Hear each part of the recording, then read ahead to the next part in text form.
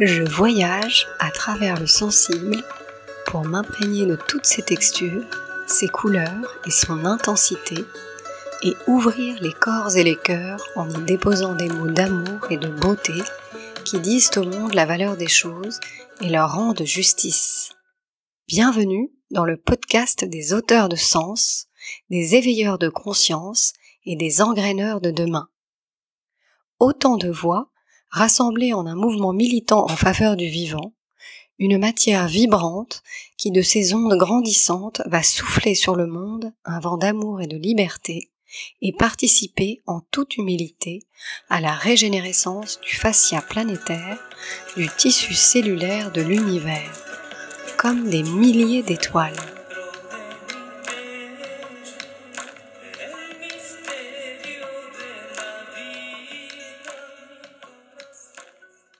Pour ce 4e épisode du podcast des auteurs de sens, j'accueille Emmanuelle Berthelot. Femme, mère, cardiologue, musicienne, chanteuse, écrivaine et une amie très chère à mon cœur. Bonjour Emma. Bonjour Diane. Je suis très heureuse que tu viennes partager un bout de ton histoire, de ton chemin sur ce podcast. Un chemin de femme médecin, mais aussi un chemin de créativité, d'audace et d'authenticité qui te conduit aujourd'hui, en parallèle de ton engagement médical, à publier ton premier livre, un livre sur le cœur, dans lequel tu partages ton expérience. Ce qui résonne beaucoup pour moi et que je trouve particulièrement inspirant dans ton parcours, c'est la façon dont tu composes avec la pluralité de tes talents et de tes expressions pour progressivement faire émerger ce qu'il y a de plus singulier en toi et l'offrir au monde avec une forme de vérité d'être et de sincérité rare. Il me semble que quoi que tu mettes en place, quel que soit le projet dans lequel tu te lances, l'élan part toujours du cœur et s'incarne dans la matière, à partir de là, du centre de toi, prend vie dans une alchimie du corps et de l'esprit. Alors ton livre 3 milliards de battements sort le 1er avril, un livre sur le cœur, donc sur son fonctionnement, mais aussi sur le cœur d'une femme et toutes ses dimensions, imprégnées des histoires de celles que tu as reçues en consultation. Alors qu'est-ce que ce livre signifie pour toi, en tant que femme, et en tant que médecin aussi bien sûr, et qu'est-ce qui t'a poussé à l'écrire? C'était quoi ton intention et le message que tu as envie de faire passer à travers lui? Alors merci Diane, je suis très heureuse de participer à ton podcast. Je suis médecin, je suis cardiologue et j'ai toujours aimé l'idée de soigner le cœur des gens. Et ce que j'aime aussi dans ma spécialité, c'est que je vois des gens qui sont malades du cœur et j'ai beaucoup de moyens de les aider puisque en fait aujourd'hui en cardiologie on a beaucoup de traitements, on a beaucoup de connaissances pour bien soigner les gens, que ce soit des traitements médicamenteux ou interventionnels ou chirurgicaux. Et au fur et à mesure de mon parcours, je me suis aussi aperçue que c'était pas tout de soigner les gens en fait. On voit aussi beaucoup de gens qui ont besoin d'une écoute et d'une attention particulière. Et finalement, j'ai voulu partager une histoire de vie à travers l'histoire de cette femme, Catherine, qui est en fait l'incarnation fictive d'une de mes patientes, finalement plusieurs patientes qui se livrent pendant les consultations et qui en fait ont non seulement donc une pathologie cardiaque, mais ont aussi une histoire et puis des ressentis. Le ressenti de parfois de sensations positives ou de sensations inquiétantes, par exemple des sensations de battement cardiaque, des sensations d'essoufflement ou de douleur dans la poitrine.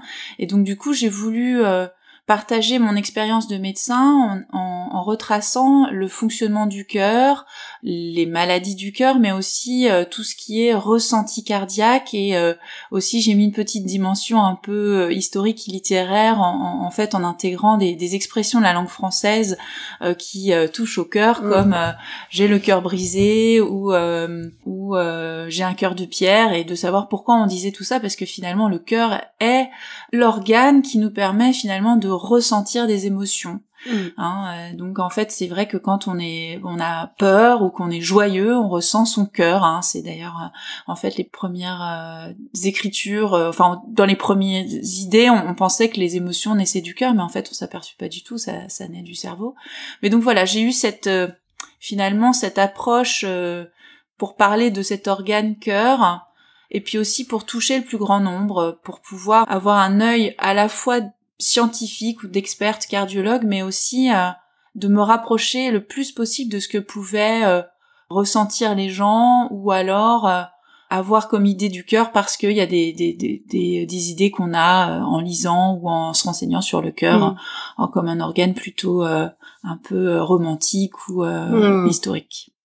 Ouais, donc il y a vraiment cette dimension à la fois scientifique et de rendre accessible cette information-là, d'aider les gens à comprendre cet organe qui est le centre de tout et ce qui fait qu'ils sont en vie, et puis ce centre émotionnel aussi, parce que les expressions dont tu parles, et moi je les ai lues, c'est des expressions qu'on dit maintenant sans même y penser, alors qu'elles révèlent des choses souvent très concrètes dans le corps.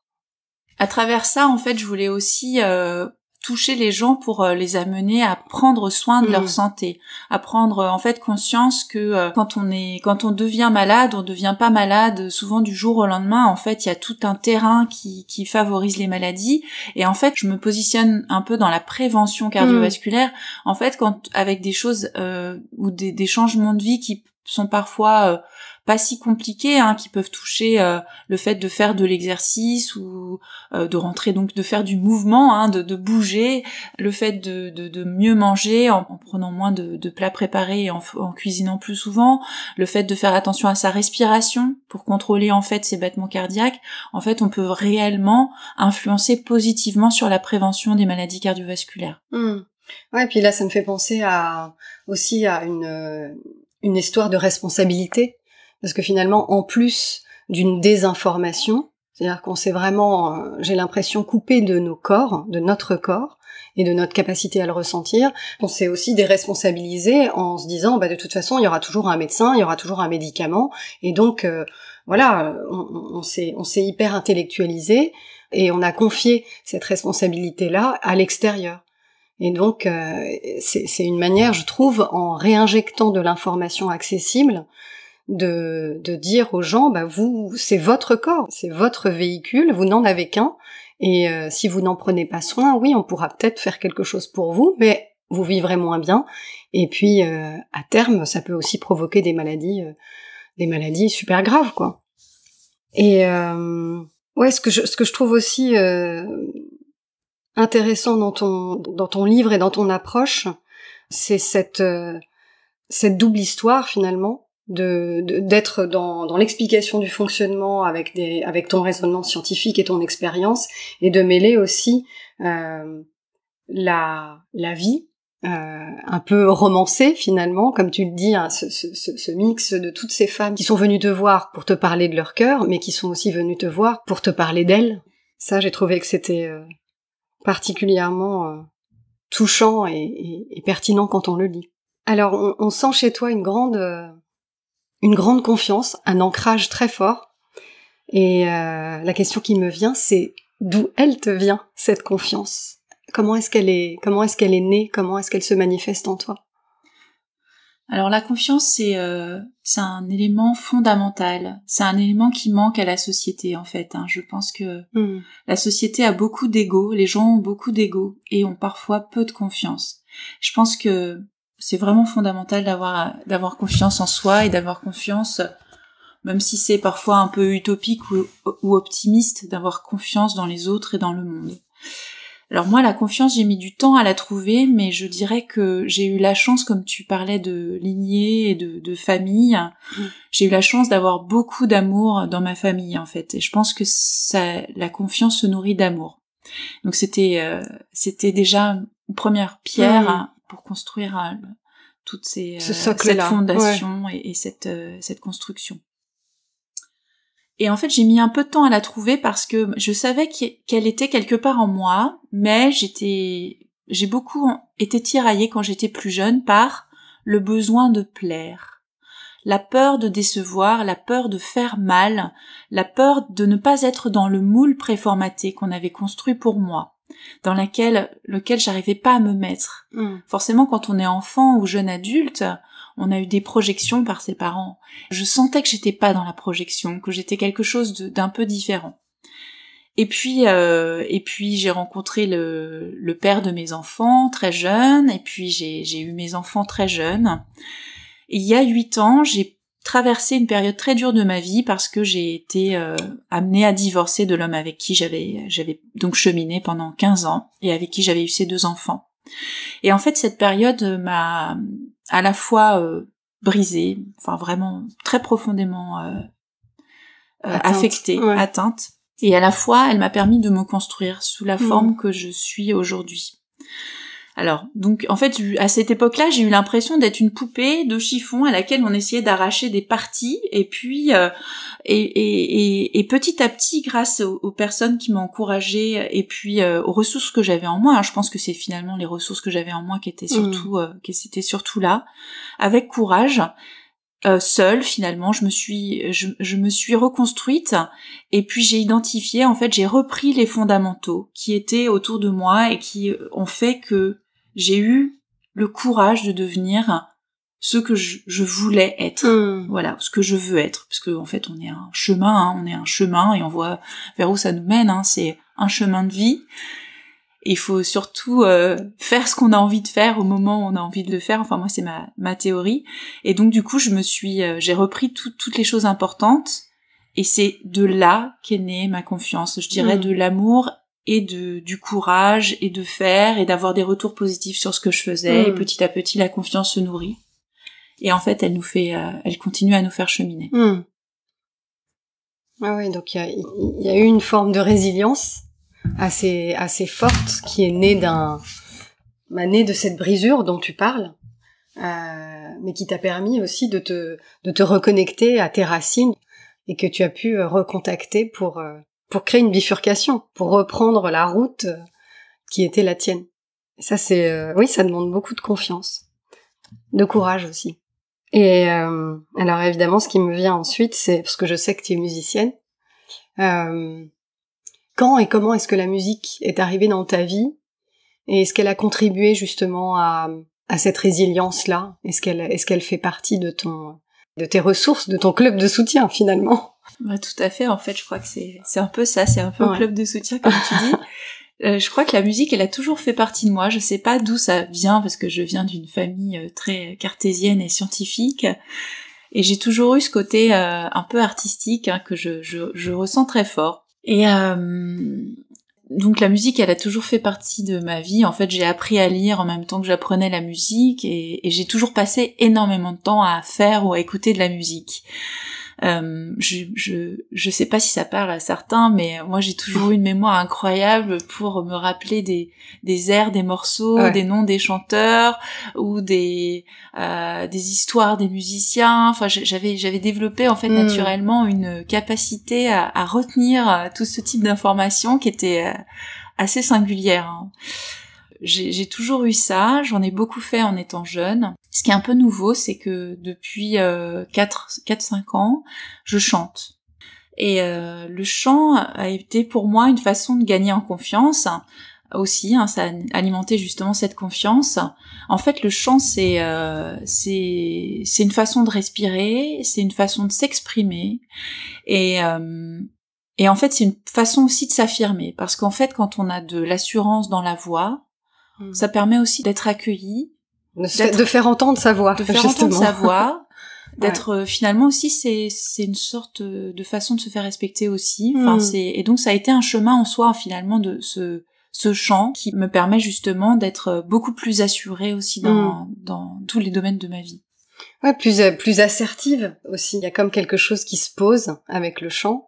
Et puis qui permet de mettre l'intérieur à l'extérieur avec la bonne tonalité, avec le juste ton et de la bonne manière. Et oui, je crois que c'est vraiment ça c'est quelque chose que j'explore aussi beaucoup dans mes ateliers, mais c'est cette idée d'apprendre à faire entendre sa voix dans la justesse de qui on est et de la façon dont on a vraiment envie de dire les choses, quoi.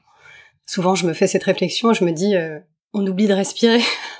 Aujourd'hui, on oublie beaucoup de respirer. On court partout et on ne sait pas s'asseoir et on oublie de respirer. Donc c'est vraiment un outil, je pense, assez magique pour ça. Ouais, et alors j'ai quand même envie de dire que t'es dans beaucoup de registres, parce que c'est ça, quand je parlais de la pluralité des identités, ou en tout cas des talents, de tes talents dans l'introduction, mais moi ce qui me fascine et qui m'impressionne, c'est ta capacité à voyager dans les espaces, dans tous les espaces de création, mais notamment si on prend la musique, de voyager dans des univers musicaux très différents. Tu parlais de pluralité. En fait, moi, j'ai le sensation de nourriture qui se complète et qui, en fait, donne de l'énergie l'une et l'autre. Ouais. C'est-à-dire qu'en fait, je me suis aperçue, au début, j'étais un peu gênée, finalement, parce que le regard de la société, c'est, déjà, si tu fais une chose bien, c'est déjà pas mal. Ouais. Et tu ne peux être qu'une chose pour bien le faire. Et en fait, moi, j'ai toujours senti en moi que j'avais plusieurs choses. Je peux pas exprimer, des fois, même, j'ai senti des tiraillements par rapport à ça. Enfin, ça a même été parfois un peu compliqué. Et en fait, je me suis aperçue qu'il fallait que j'accepte que j'ai au moins ces deux qualités qui étaient notamment celle de la femme médecin et puis celle de la musicienne. Et que finalement, les deux se nourrissent. C'est-à-dire qu'en fait, que quand j'ai une petite lassitude sur une des choses, je vais vers l'autre, et l'autre va nourrir la première. Va renourrir la seconde. Et finalement, ces deux choses s'alimentent. Mais je dirais que, je pense que si chacun regarde à l'intérieur de soi, il voit qu'en fait, lui-même aussi a parfois plusieurs choses qui le nourrissent. Je pense par exemple à certains collègues qui vont être cardiologues et puis sportifs. Ou alors, ces personnes qui seront acteurs et chanteurs. Enfin, pour moi, c'est un peu aussi, on a souvent plusieurs choses qui sortent de soi. Ce qui compte, c'est de les respecter finalement et de leur donner leur justesse, leur vibration pour qu'elles s'expriment de façon harmonieuse et puis qu'elles rentrent un peu en écho avec d'autres parties de sa personnalité. Oui, d'elle-même. Et surtout, tu vois, ça me fait penser au fait que finalement, est-ce qu'on n'est pas fondamentalement des créateurs, tu vois, dans l'âme, et qu'à partir du moment où on est des créateurs, on peut créer dans différents domaines des choses, des impulsions, des élans, et en faire bénéficier le monde. Et puis ça me fait penser aussi, si on le ramène à une échelle plus macro, ce que tu dis, c'est cette idée de reliance, que rien n'est séparé. Et tout comme la nature n'est pas séparée de l'humanité, les personnes ne sont pas séparées entre elles, et finalement tout ça est un champ énergétique gigantesque qui vibre à certains niveaux de fréquence et puis qui s'interconnecte. Pour moi, en tout cas, ça a toujours été important de pouvoir s'autoriser à se percevoir comme multiple. Je crois que c'est vraiment une dimension qu'il faut qu'on s'approprie là aujourd'hui, que c'est vachement important et que ça nous éloigne des étiquettes, quoi. Alors justement, ça m'amène à ma question suivante. Ça a été quoi le processus pour toi de rassemblement, de faire se rejoindre toutes ces parts de toi et de trouver ta voie? L'élément un peu liant, c'est au fond, c'est l'amour et la confiance. Je dirais que c'est ça. Ça paraît un peu bateau, mais en fait, c'est juste fondamental quand on pense au sens des mots. Donc moi, je suis née avec un sexe féminin. Ouais. De ce fait, assez rapidement, alors que j'y avais pas trop pensé, mais parce que je dévore un peu la vie à fond, je suis devenue mère très vite. En tout cas, enfin, je suis devenue médecin d'abord, d'ailleurs, en fait, quand même. Et puis après, mère, mais assez rapidement. En tout cas, j'avais fait mes études. Et puis voilà, j'ai mes autres petits hobbies à côté, hein, comme la musique ou parfois d'écrire ce que j'avais, en fait, finalement, ce livre, pour reparler du livre. Je pense que quand j'étais enfant, j'ai toujours rêvé écrire un livre. Et ça, c'est ce livre qui sort, qui a une forme un petit peu à la fois scientifique, hein, néanmoins, avec du contenu scientifique, mais qui est aussi avec une forme un petit peu romancée, avec l'histoire de Catherine. Bah, c'est vraiment ce que j'avais rêvé de faire quand j'étais enfant, quand j'étais une petite fille. Donc du coup, j'ai pas rêvé que de ça, hein, mais ça fait partie de ce rêve que je réalise. Après, sur la musique, c'est pareil aussi. J'ai très souvent senti que j'avais envie de faire quelque chose avec cette musique. Mais en fait, j'arrivais pas à avoir une sorte de maturité. Et ça, je pense aussi, ça peut parler à beaucoup de gens où on sent qu'il y a des moments où c'est le moment de faire. Et auparavant, on n'y arrivait pas. On sait pas pourquoi. On a des blocages, c'est pas le moment, on est sur d'autres choses. Je sais pas pourquoi, finalement, mais à un moment donné, on sent que c'est le moment, et quand on sent que c'est le moment, je pense que c'est le moment de faire, justement, de passer, comme tu parlais de créativité, on sent cette créativité, puis après, il faut exprimer cette créativité, et sous quelle forme, et lui rendre un corps, ou le formaliser dans une certaine sorte. Oui, l'incarner, L'incarner, exactement. Ouais. Et je pense, effectivement, en tant qu'être humain, de pouvoir incarner une créativité, je trouve que c'est une des choses qui nous est offerte, qui est une des plus merveilleuses choses qu'on puisse faire dans sa vie. Moi, je trouve ça absolument fantastique de pouvoir donner corps à sa créativité, qu'elle soit scientifique, qu'elle soit artistique, quelle que soit sa forme. Et voilà. Et donc, du coup, juste pour dire que je pense que moi, je m'estime chanceuse parce que je suis entourée d'une famille, encore une fois, très très bienveillante et aimante. Et on a beaucoup de rire, de bonheur, d'amour, et tout ça, en fait, ça donne confiance, en fait. On se sent accueilli de façon positive, et ça donne confiance pour aller plus loin. Il y a de la joie, quoi. Et la joie, oui, tout à fait. Il y a de la joie. Et je reviens sur ce que tu disais là tout à l'heure, qui me semble, parce que je te connais un peu, et donc ça me semble assez fondamental, et pour toi, et de le dire, c'est cette matérialisation de la créativité.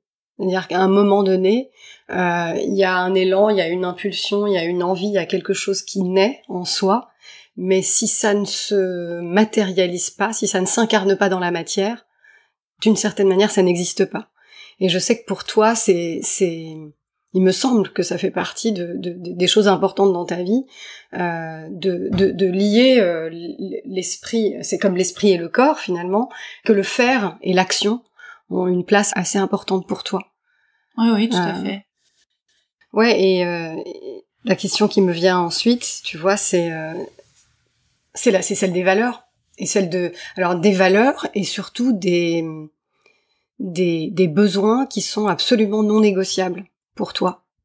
L'action, je crois, est quelque chose qui en fait partie. Et qu'est-ce que tu aurais envie de partager là-dessus?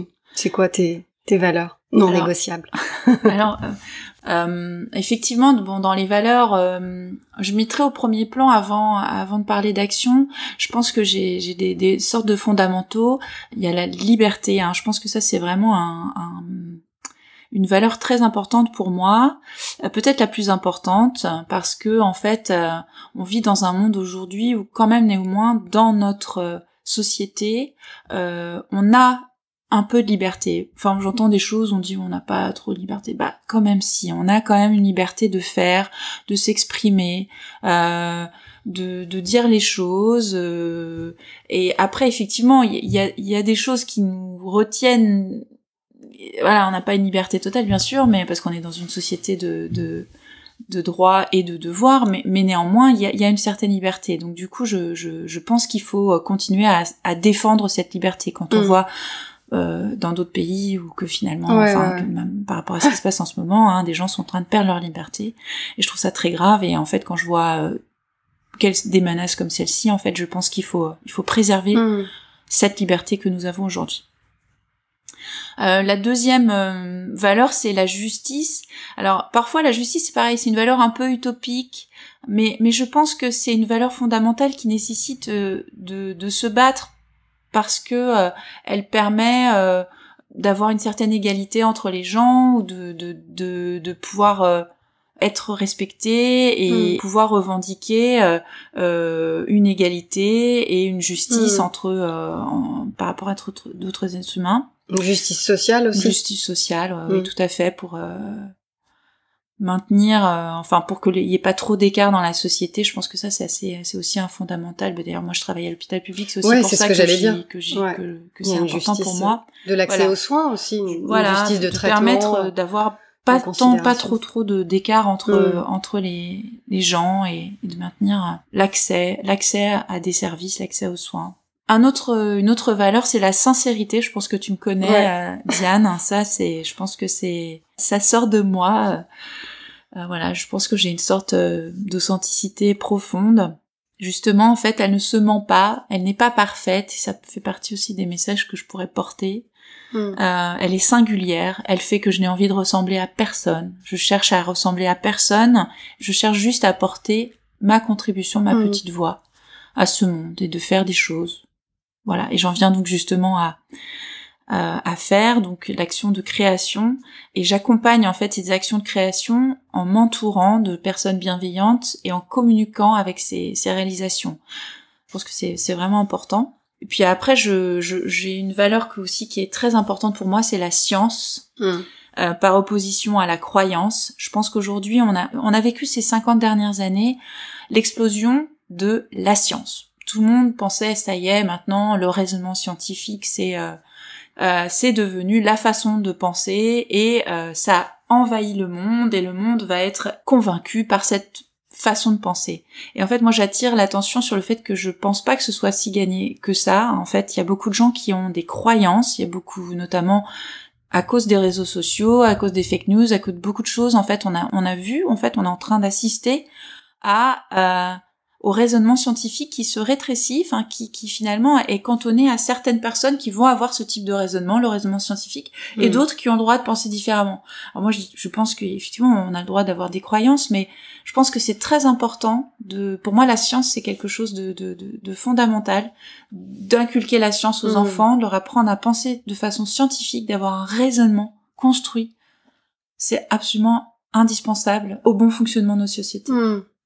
Ouais, et puis je pense que moi je viens d'une famille aussi de scientifiques, et je pense que un bon raisonnement scientifique, c'est un raisonnement qui ne se prive d'aucune possibilité.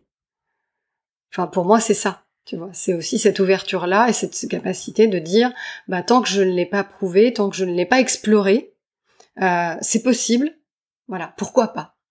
Je l'envisage. C'est exactement ça. Et donc, et ça, c'est quelque chose qui est, je te rejoins complètement, qui est fondamental, parce que sinon tu t'engouffres dans des certitudes, et plus que croyance, tu vois, moi c'est le mot certitude qui me vient, et aujourd'hui on est entouré que de ça. Et c'est vrai que revenir à ce questionnement, voilà, tout et en toute chose. Voilà, et d'amener une démarche de raisonnement et de démonstration, de se dire, je pense ça, je fais une hypothèse, et tant que je n'ai pas la preuve que cette hypothèse est vraie ou fausse, eh bien en fait, je ne peux pas conclure. Oui, et puis ce qui n'empêche pas d'avoir des intuitions, et l'un se nourrit de l'autre, comme on disait tout à l'heure. Alors, moi tu sais, j'accompagne beaucoup des femmes dans mes ateliers, et donc j'aime bien toujours poser cette question aux femmes qui viennent dans mon podcast. C'est quoi pour toi être une femme aujourd'hui? Et ce serait quoi ton message pour les femmes et le monde? Alors moi, j'aimerais que les femmes aient plus confiance dans ce qu'elles font, et j'aimerais que les femmes osent plus faire ce qu'elles ressentent, qu'elles peuvent le faire. Le fait d'oser faire, c'est aussi de penser que on va pas avoir peur des conséquences de ce qu'on fait. On n'aura pas peur d'être singulier, on n'aura pas peur d'exprimer quelque chose qui est en nous. Et donc ça nécessite d'avoir confiance. Et moi, ma façon de procéder, elle est assez simple. Je me dis que je ressens quelque chose en moi. Donc on parlait de l'intuition, c'est vraiment ça. C'est en fait, c'est à la fois une intuition de création, de penser qu'on peut faire. Et puis en fait, à un moment, on a l'énergie de le faire. Je pense que l'énergie aussi, ça c'est fondamental. C'est pas une question d'âge ou d'être légitime ou quoi. Ok, c'est vraiment une question d'énergie et de moment. Je sens que j'ai l'énergie de faire cette chose, et en fait je sais le faire. Je sais parce que je sais, j'ai appris à le faire, donc je sais le faire. Et je m'entoure pour bien le faire, et je le fais, je réalise, et je vois que ça ne nuit à personne, parce que finalement, c'est nourri de bonnes intentions, donc c'est ok. Et alors après, je me laisse vivre, et je vois ce qui se passe. Et en fait, souvent, quand je fais ces expériences-là, ce que je trouve assez marrant, c'est que, alors des fois, il y a des choses qui ont très peu de retombées, il se passe pas grand-chose. Puis des fois, il y a plein de chemins qui s'ouvrent, plein de belles rencontres. Et finalement, je me dis, mais heureusement que j'ai fait, parce que comme j'ai osé faire, finalement, je me suis aperçue que non seulement je me suis pas du tout mis en danger et tout s'est bien passé, et puis j'ai rencontré des personnes, j'ai ouvert des chemins, cela m'a porté vers d'autres réflexions, vers d'autres choses que je pourrais faire par la suite, et ça nourrit ma confiance. Ça nourrit ma confiance, ça nourrit ma légitimité aussi. On parle beaucoup de ces femmes qui se sentent pas légitimes dans ce qu'elles font ou qui pensent qu'il faut qu'elles soient 5 étoiles sur tous les critères pour pouvoir se lancer dans l'expérience. En fait, je pense pas. Je pense qu'à un moment, faut être légitime et puis dire, je fais. C'est accepter que ce soit pas parfait aussi. C'est aussi accepter que les choses voilà, il y a une part qui nous échappe, qui soit plus exactement celle qu'on a pensée et qu'on la laisse vivre et que cette forme, cette incarnation que prendra la création, eh bien en fait elle vivra pour elle et elle prendra la forme qu'elle doit prendre et ne pas avoir peur du regard des autres et finalement pas se limiter pour pas avoir de regrets quoi, parce que voilà, vivre sans regret, vivre avec ce qui se passe à l'intérieur de soi au moment présent. Oser. Ouais, oser, c'est un mot que je relie beaucoup aux femmes. Je crois qu'il y a un enjeu majeur à oser en acceptant sa vulnérabilité aussi. Et tu vois, je pense à une chose en t'écoutant. Tu parlais d'énergie tout à l'heure et tu disais, finalement, on a une envie, on a une idée, on a un élan, une intuition. Et en fait, là, tout à coup, on est dans une certaine énergie. Et d'une certaine manière, si on n'agit pas dans le sens de cette énergie-là, c'est comme si on disait, toi, intuition, idée, de projet, etc., je te dis non, finalement. Je ne vais pas le faire. Parce que cette énergie, elle est éphémère, j'ai l'impression. Oui, ça passe. Tu vois, ça passe. Et en fait, t'as un espèce de canal, un espèce de vortex énergétique, et si tu le prends pas pour transformer tout de suite, même en une toute petite action, qui serait la première petite marche, mais en fait, l'énergie, elle s'en va. Elle file. Ouais. Voilà. Et ça me semble assez fondamental de saisir tout de suite l'élan. Puis il y a une autre chose qui me vient à l'esprit et dont tu m'avais déjà parlé et qui m'a interpellée dans le processus créatif et dans le fait de ne pas rester bloqué. Tu me disais moi quand j'ai une idée, quand j'ai une envie, en fait tout de suite je vais voir quelle va être la première étape. Et puis la deuxième étape. Et en fait, je vais me rendre à la première étape. Et puis ensuite, tout à coup, je perçois la deuxième étape. Je m'y rends. Et en fait, il y a comme quelque chose de très, à la fois de très concret, de très pragmatique, et je trouve qui est rempli de sens dans le fait de se dire, je décortique cette idée ou cette action en petits pas, et je les fais l'un après l'autre. Parce que souvent, ce qui bloque dans le processus créatif, c'est ça. C'est que t'as une vision de quelque chose, et puis tu te dis, oh là là, mais pour arriver là, il va me prendre 1000 ans, je vais jamais y arriver, et puis à quoi ça sert, etc. Et là, tout à coup, t'as l'énergie qui redescend, comme un soufflet. Oui, puis après, en fait, ce que je fais pour me rassurer, c'est que souvent, je me dis, quelles sont les conséquences possibles ? Parce qu'en fait, je sais aussi qu'il y a beaucoup de gens qui ne font pas parce qu'ils ont peur. Non seulement parce qu'ils voient la montagne, à le haut de la montagne, c'est trop haut. Il y a peur du jugement. Et en fait, moi, ce que j'ai fait, parce que je sais, j'ai été une personne qui avait peu confiance, je le redis. En fait, ce qui m'a beaucoup aidée, et aussi parce que je discute beaucoup avec mon compagnon, mais en fait, on discute et puis on se dit, mais ok, t'es à l'étape 1, et qu'est-ce qui peut se passer ? Et tu vois que finalement, l'étape 1, au pire, il se passe rien, quoi. Et au mieux, ça t'amène à l'étape 2, dans le sens où si on ne nuit à personne et que c'est nourri d'une bonne intention et qu'on est dans dans la bienséance et dans la justesse, je vois pas où est le faux pas, quoi. Donc c'est pour ça que j'ai envie de dire, mais faites le premier pas, faites-le, vous allez voir ce qui va se passer. Et moi, c'est comme ça que je fonctionne. Ouais, et puis de rester toujours dans cette curiosité de ce qui pourrait se passer. Ah oui, ça c'est très, très, très excitant finalement. Ouais. Et c'est très joyeux. Ouais, tout à fait. Ouais. Bon. Est-ce que tu voudrais ajouter quelque chose ?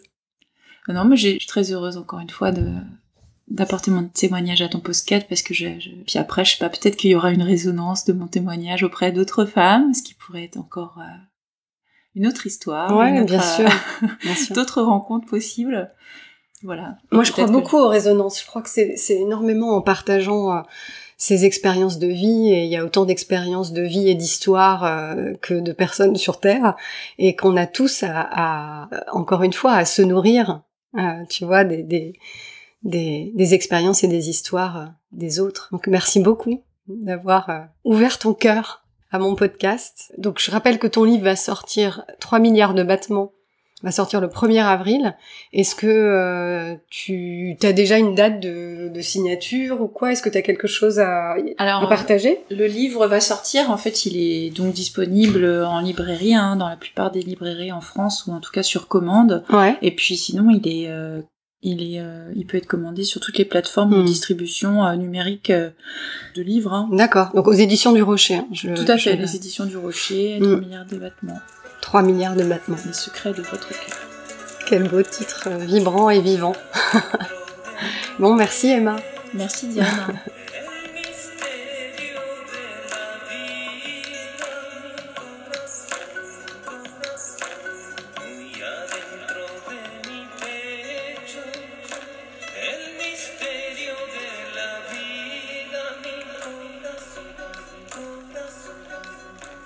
Es una voz escondida entonando una canción, es una luz encendida.